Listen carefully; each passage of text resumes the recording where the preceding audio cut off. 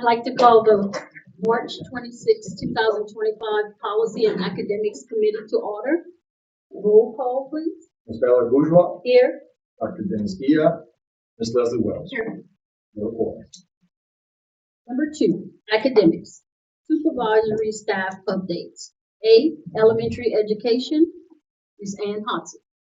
Right, just a few updates. So at this time, we're preparing for summer school for our third grade students who don't meet the requirements for DIBELS. We have applications open. Those will close on the 31st. Our program sites this summer will be Bayou Blue Upper, Raceland Upper, South LaRose, and WF LaFar. We chose a few sites because we didn't have enough students to fill every site. So they'll be a little larger, but not overwhelmingly large. The students will take the DIBELS test between April 7th and 17th.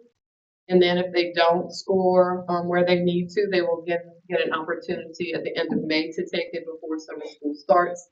They don't pass it, then they'll go to summer school and then they'll retest after that. So they have 3 opportunities to meet the requirements of the new law.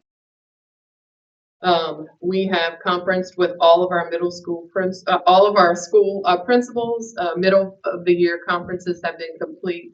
At each visit, we revisited the school goals, and they got to say where they were as far as accomplishing those goals for their school. Each year, we have to do observations of the Virtual Academy of the Lafourche and the BCA in order for their charter as part of the annual things we have to do. Our Nicholls State University Magnet Program, we're beginning to prepare for that. Our open house will be at CM Washington on April 15th. Student applications will open the following date. Currently we have 2 openings for 5th grade, and we'll have 26 openings for 4th grade. And then actually this says 5 of 6 of our Grow Lafourche sessions for instructional coaches have been completed. We actually completed our last session yesterday. The candidates in the cohort, they were so thankful for the learning opportunity. And we're excited, even though they might not serve as instructional coaches next year for our district, they'll be able to do so in their school and mentor teachers. So that's pretty much what we've been up to in the elementary world. Any questions or comments? I think that one question. What kind of evaluation or observations do you do at BCA in Valley?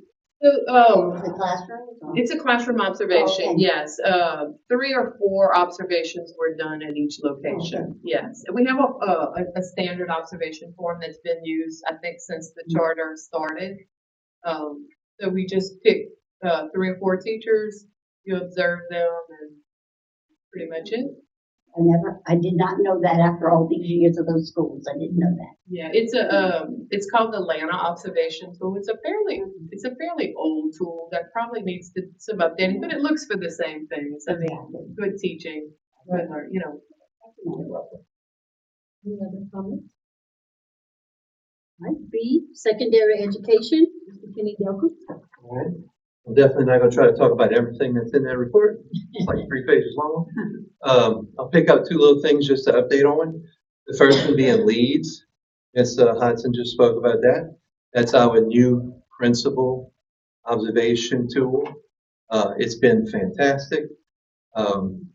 It's really forced the principals to be reflective about their planning processes and the things that we've decided to focus on, which was the instructional leadership team meetings and the teacher collaboration meetings. We've done a lot of observation of those this year, and we really have seen some progress and some improvements in those schools with those principals and those administrative teams throughout this year. The biggest trouble that we've had this year with that in a new system is the website, which is run by the state. But I'll just tell you, Ms. McKinney has been fantastic. She's probably visited every principal's school campus this year to troubleshoot, to see what they're seeing, to deal with the state, to fix problems. The principals have been raving about the support that they've been getting from her on that. So now we're getting to the point where everything has been smoothed out, And now the complaints and the fussing and aggravation that we've all had about the site is starting to go away. Everything's nice and smooth.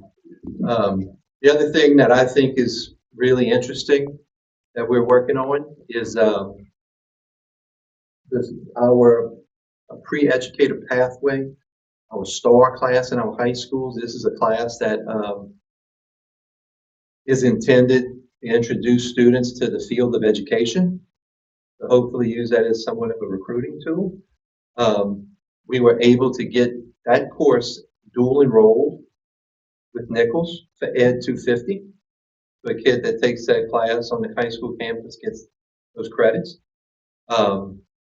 We've also made plans to get the para pro test embedded in that course. So theoretically, we could have kids in there come out certified as a para at that point, which brings up a very interesting future goal for us, where you could conceivably have a student come out of there certified to be a para, immediately come to work with us, then jump into the Reach University pathway that HR offers, especially for a student that maybe can't make it to college for whatever reason. So theoretically, we could take a kid from a high school classroom, set them up for success as a para, and then give them a pathway to become a certified teacher, free of charge. Yeah. So we're not going to be there for a minute. That's the vision that we have for this moving forward. Additionally, the state is incentivizing internships with the new accountability system. So we're thinking about internships. And what we're looking at doing along those same lines is having those STAR students in high school, potentially seniors who may be an early release, and threading them into an internship where they go to our elementary schools and work within the elementary classroom with small groups of students there.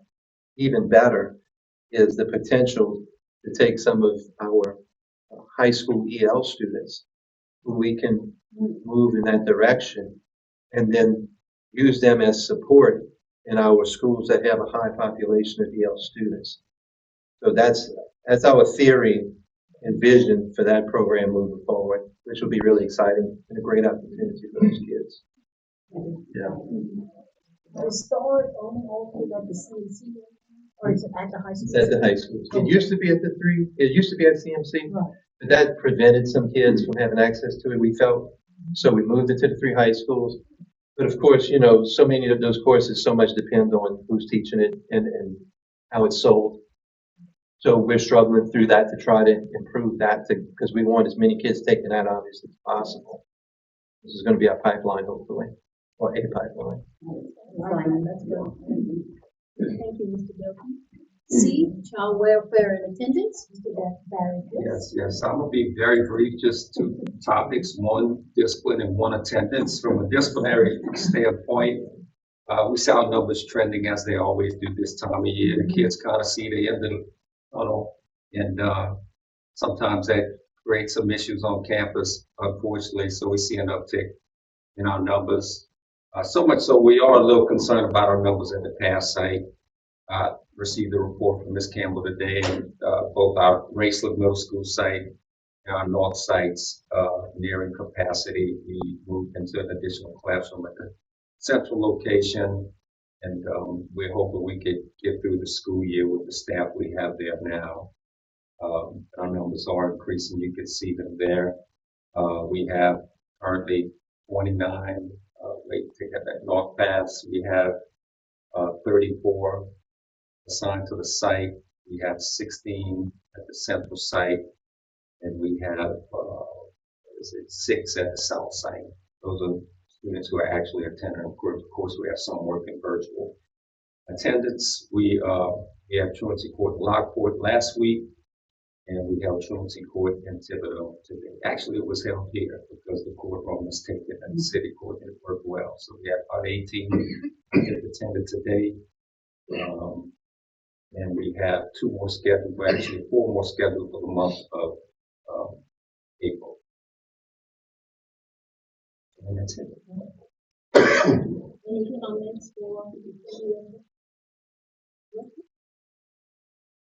There being no further business, this meeting is adjourned.